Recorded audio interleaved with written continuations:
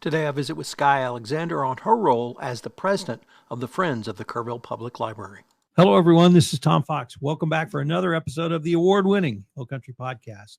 As always, joined by Andrew Gay as our sound engineer, and we are thrilled today to welcome Skye Alexander. Skye, first of all, welcome, and thank you so much for taking the time to visit with us today. Thank you for having me on.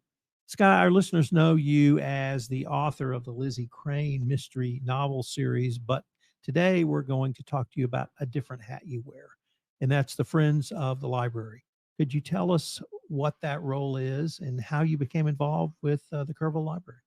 Yes, I'm the president of the Friends of the Library, Butt-Holdsworth Memorial Library, and I've been on the board and volunteered there for about 8 years now. I was invited to come on by a fellow writer who was involved with the library, and she asked me to get involved, and I just loved it. Books are my life anyway, so it was a logical place. I wanted to be involved in my community more, and I wanted to do volunteer work, so this was a perfect fit for me. What is the Friends of the Library? The Friends of the Library is an international organization. It's been in this country, I think, since 1922, and the local Friends have been in operation for 70 years, the ones here in Kerrville. And what we do is raise money to support the library's needs, whatever those may be.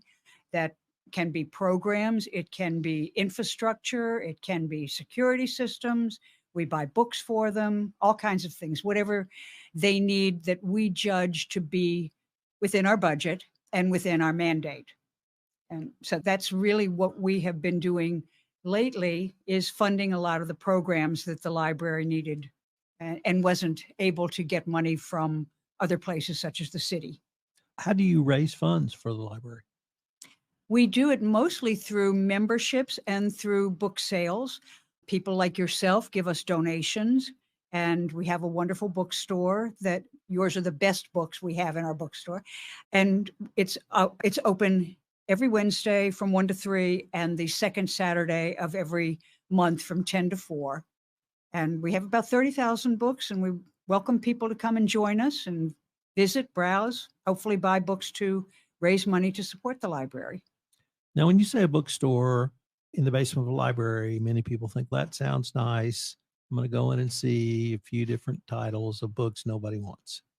Nothing could be further from the truth. That's correct. About the bookstore. Mm-hmm. So let's talk about the bookstore, where you can get literally everything from a graphic novel to a first edition George Orwell edition of 1984 and everything in between.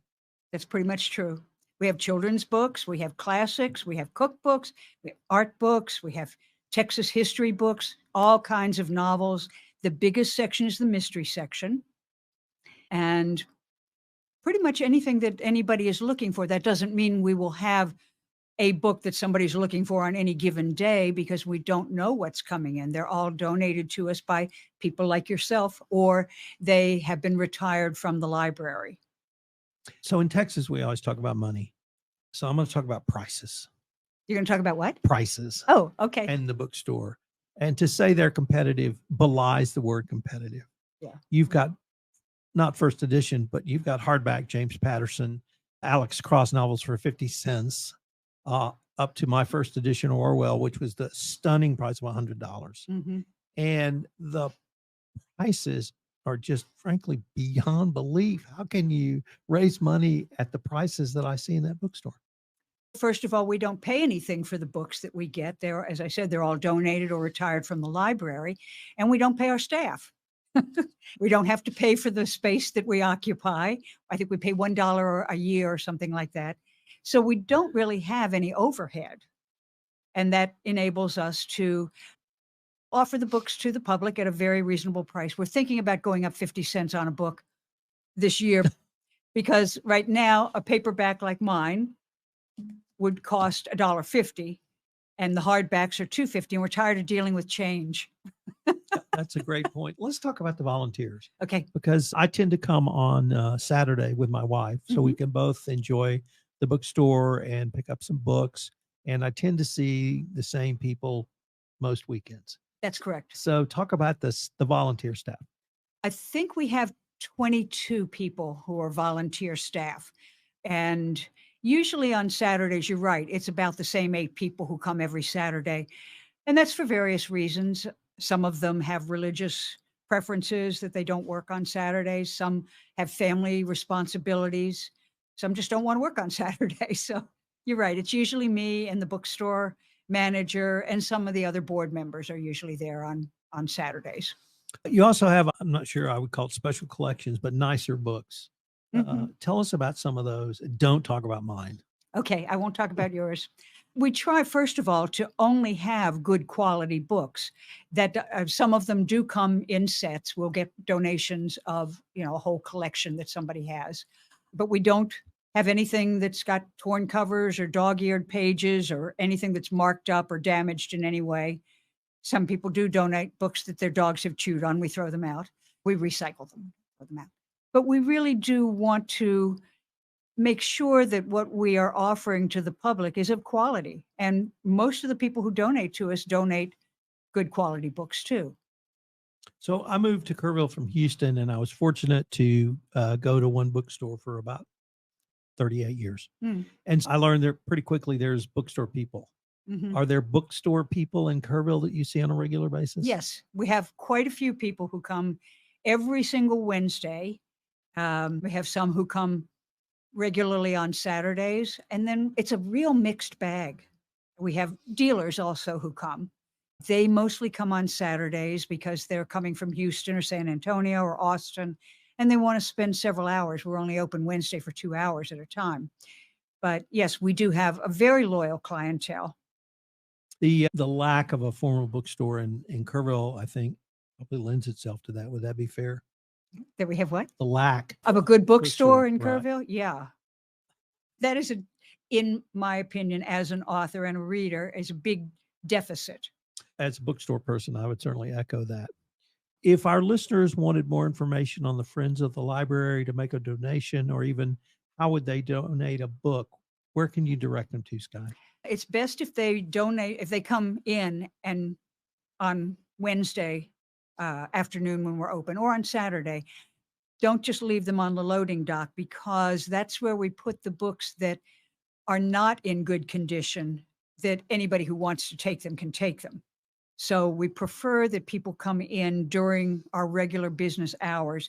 The library upstairs does not have the capabilities to really receive books in large quantities for us. They don't have the room or the person power, although they do have a shelf that they sell books from our bookstore right at the collection desk, at the checkout desk. But it is best if they come in when we're there, and then we can help them unload the books. If they need a receipt for their tax purposes, we are a nonprofit, so we can give them a receipt at that time. And hopefully they'll shop around, because they've just unloaded a whole lot of stuff and they've got space on their shelves. Where are you physically in the library? We are on the ground level. It's called level 1. There's a big meeting room down there. You have to go around the back of the library to get in, or you can come through the library and take the elevator down to the first floor. Do you have a website presence or other place if someone wanted to make an online donation they could go to? I don't think yet. We have hired, or she's a volunteer also, a young person who is knowledgeable in these things, because most of us are retiree or close to that age, and we don't really have that process. But she's going to design a website for us, and she's getting us on social media and various things like that. And they're also putting together things called book bundles. Do you know what those are? No. I didn't either.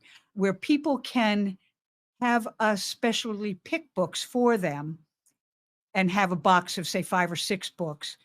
And they will then be able to pay in advance and pick them up at the library upstairs, so that if they can't get there during our open hours, then they can still get books from us. Well, Skye, I wanted to thank you for taking the time to visit with us about the Friends of the Library. Thank you so much. We appreciate the publicity. This is Tom Fox again. Thank you so much for listening to this episode of the award-winning Hill Country Podcast. If you've enjoyed this episode, I hope you'll subscribe, rate, and review wherever great podcasts are listened to. I also hope you will check out the book sale at the Friends of the Library. If you're in Kerrville or Kerr County, it's in the basement of the Butt-Holdsworth Memorial Library. The Hill Country Podcast is a production of the Texas Hill Country Podcast Network.